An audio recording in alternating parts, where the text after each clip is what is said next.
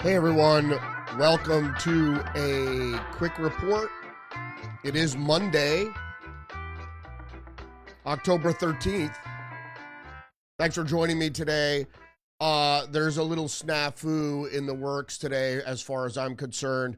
I have to get out of town again to attend to more financial issues, more work, more things. So right after I get off here, I'm going to be hitting the road, leaving town. I have to deal with something just for today, and I will be back tomorrow, regular time, 10 a.m., live stream on Rumble with a full report.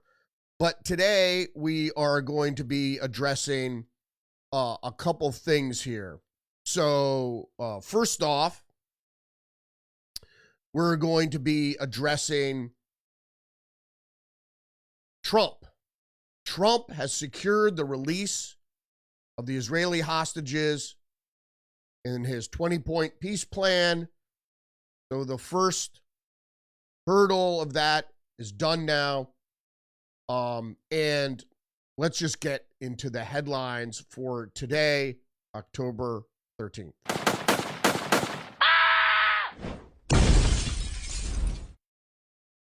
All right, so the AP has the headline, Hamas frees living hostages and Israel releases prisoners as Trump visits the region. He just addressed the Knesset recently.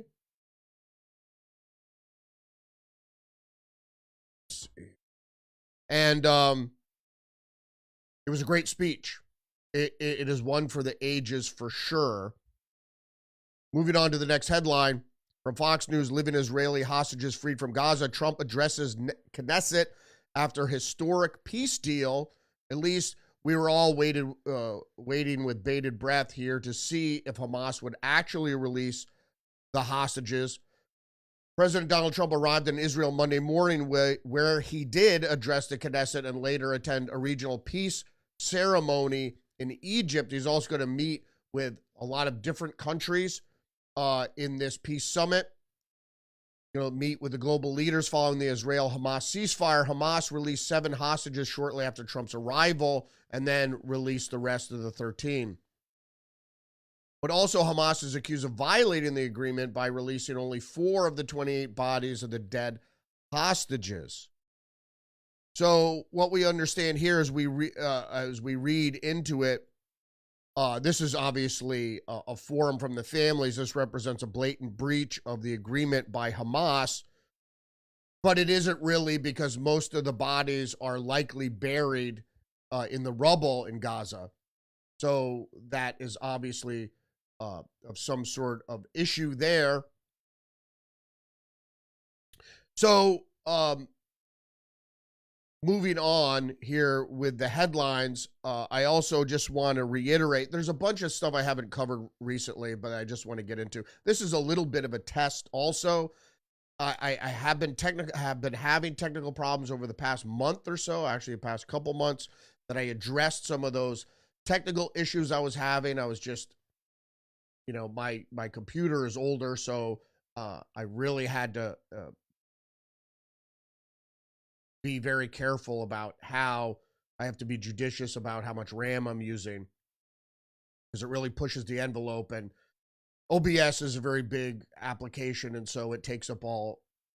So if I have anything else running, really, it poses a problem. So I did fix all those things, so we're going to be good until the new equipment arrives. So I just want to move on to this story, which is also very important here, is that the person who did win the Nobel Peace Prize, Maria Corina Machado, hails Trump for restoring democracy and freedom in the Americas. But the thing to understand here is that she won the Nobel Peace Prize for fighting communism when Trump is the biggest one fighting communism right now. But not only that, but especially after this historic day today, is that he really deserved the Peace Prize. And it just shows that the committee, the Nobel Committee, is overtly liberal and would never give any accolade to Donald Trump like most people on the left. Another big story I want to touch on very quickly is from OAN, One American News. U.S. imposes 100% tariff on Chinese imports following rare earth export restrictions announcement. So if you didn't know what this was, so China, right, agreed to open up its rare earth mineral market because it's needed by electronics makers around the world, but specifically in the U.S. And they said the restrictions were in retaliation for the restrictions on semiconductor exports to China. Well, semiconductors are a finished product that use rare earth minerals. So they want the finished product, but that's not what we're talking about. We're talking about securing natural resources versus finished products. Completely different thing. Finished products are technology. Natural resources are not technology. They're just lumps of coal and whatever they use in electronics, rare earth minerals. So China actually went back on their deal, knowing full well that we already had and we're leaning towards chip restrictions, especially that we're going to the Chinese military. The Chinese would never give us advanced technology that was being absorbed by our military. Would never happen. So the Washington Post has the headline, China vows to retaliate if Trump makes good on a 100% tariff threat. That was a 100% tariff threat. 100% of all Chinese goods will be tariffed at 100%. Trump's threat came after Beijing suddenly imposed strict export controls on critical raw materials, reigniting U.S.-China trade conflict. And you might have seen on Friday, the stock market took a dive because trade wars are bad for the economy, bad for big business corporations and things like that. And so they don't like tariffs. They don't like trade wars because it limits their access to raw materials and goods. All right, so I think that's it for today. I think that's it for today. So as I mentioned previously, thanks for joining me briefly today on this historic day where Donald Trump secured a Mideast peace deal between Hamas and Israel. And we'll see how far it goes. We'll hope for the best, but it just reiterates the fact that Trump is a peace president, not a war president. And that's why they don't like him, because war is a racket. So thanks for joining me today. Really appreciate it. So it was a little bit of a test today as well, seeing if this would work here. Hold on.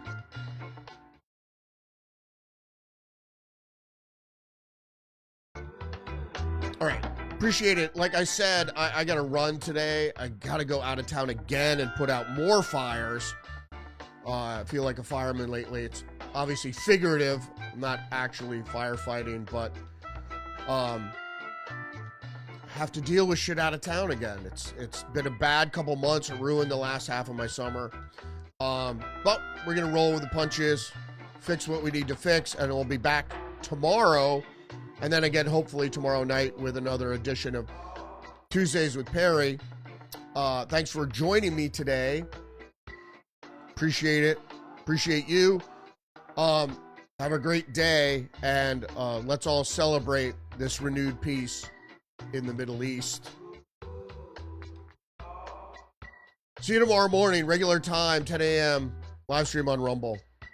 Respect.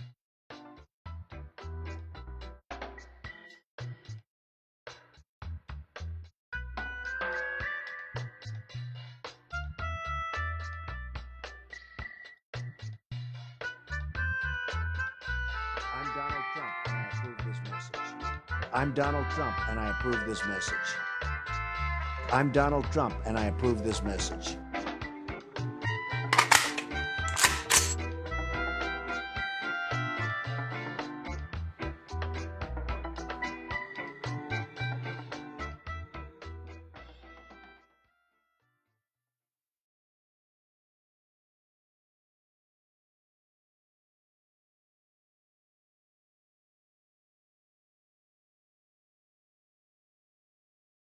I'm an American. I have rights.